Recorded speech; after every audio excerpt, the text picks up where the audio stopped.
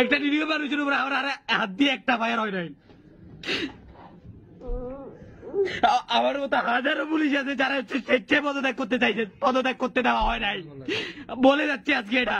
বিসমিল্লাহির রহমানির রহিম।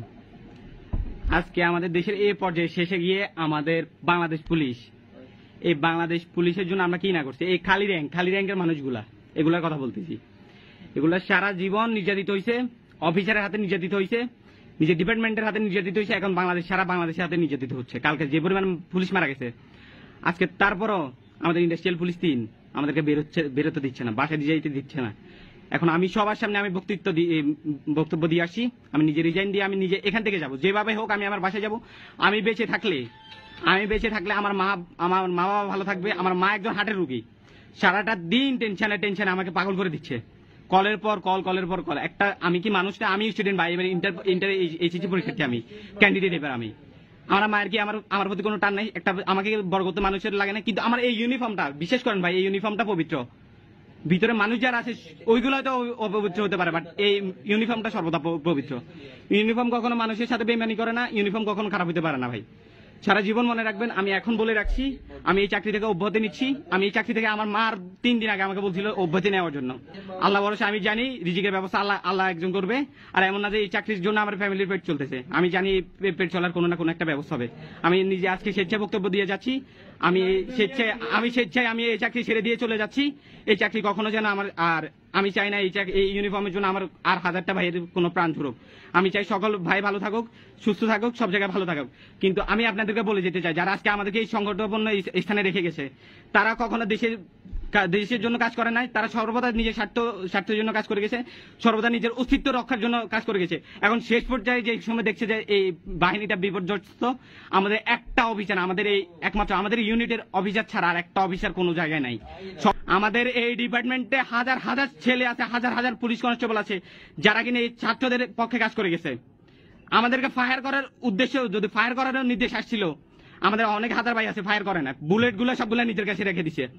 তারা সর্বদা চাইছিল জনগণের ভালো। আমরা প্রথম থেকে দেখবেন 1000টা পুলিশের প্রোফাইল লাল হয়ে আছে এখনো। আমরা প্রথম থেকে চাইছি স্টুডেন্টের দাবি আদায় হোক, আমরা চাইছি এই সরকারের পতন হোক। কিন্তু আমাদের কিছু সংখ্যক লঘু সংখ্যক অফিসার যারা আছে, তারা আমাদের মুখ বন্ধ করে রাখছিল, আমাদেরকে আটকে রাখছিল, আমাদেরকে বে হিসাবে আমাদের ব্যবহার করেছিল, যেগুলো এই ইউনিফর্মটা খুলে চলে যাচ্ছে।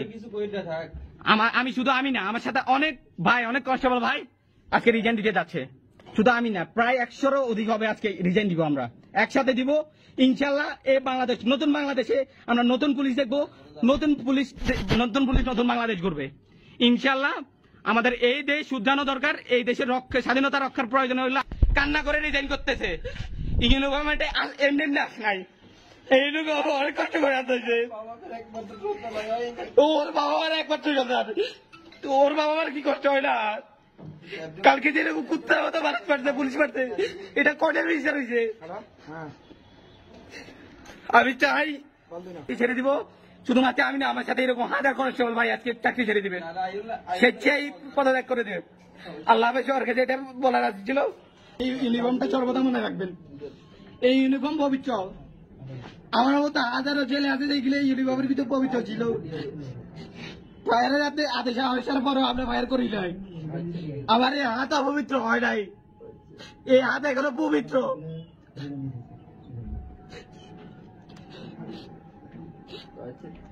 এই আমার আইডি কার্ড, যেটার জন্য এত কষ্ট করছি।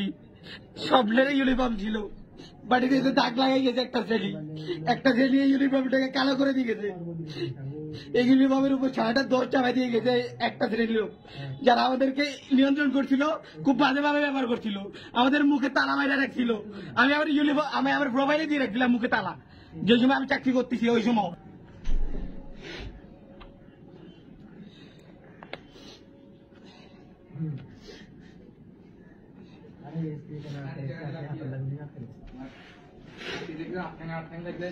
বহুত কিছু করতে মনে হবে।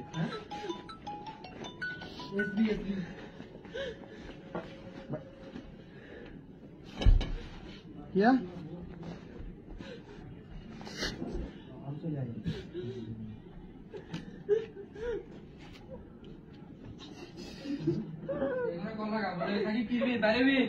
আমরা একসাথে বাইরে সবাই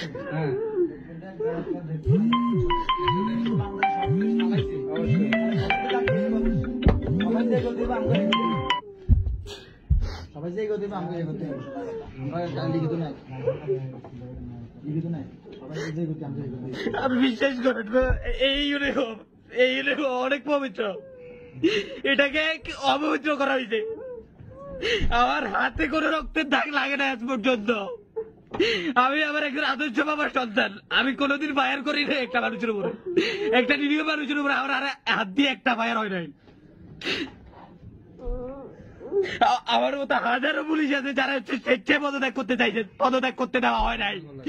বলে যাচ্ছে আজকে এটা, আজকে দেশের পতন হওয়ার পরে আজকে আমাদেরকে ছাড়তেছে, যেটা আমাদের দেশ পতন হয়ে গেছে, যে নামে সবকিছু পতন হওয়ার পরে আজকে আমাদেরকে ছাড়তেছে। জানো ওরা ওদের অস্তিত্ব নাই, সবাই সবার অস্তিত্ব রক্ষা করে বিদেশে চলে গেছে, আমাদের ইউনিফর্মটাকে কালো করে দিয়ে গেছে। এই ইউনিফর্ম আমার দরকার নাই, বিশ্বাস করেন ভাই, এটা খুব পবিত্র একটা ইউনিফর্ম। আল্লাহ ভরসা, আমি বলতেছি এদেরকে, এদের বিশ্বাস হবেই। আমি না আমার মতো হাজারটা ছেলে কাঁদতেছে আজকে। কালকে 1000 জনের বাবা মারা গেছে, কালকে পুলিশগুলো ঠিক আর বাবা না, এই খালি যারা কনস্টেবল যেগুলা, বিশ্বাস করেন ভাই খোদার কদম এগুলো আপনাদের পক্ষে। আলহামদুলিল্লাহ আমিও স্বাধীন আজকে থেকে, আজকে থেকে আমি আমার বাকশক্তি ফিরে পাইছি। এই ইউনিফর্ম আমার বাকশক্তি আটকে রাখছিল, শাসন করে গেছিল আমাকে সব সময়। আমি না আমার মতো এরকম হাজার কনস্টেবল ভাইকে কথা বলতে দেয় নাই, ওদের হাতে নির্বিচারে অনেকে গুলি করাই নিয়েছে। ওদের বিচার ইনশাল্লাহ মাটিতে হবে হবে হবে। আমরাও স্বাধীন হয়েছি আজকে ইউনিফর্ম খুইলা। আল্লাহ ভরসা, আল্লাহ হাফেজ।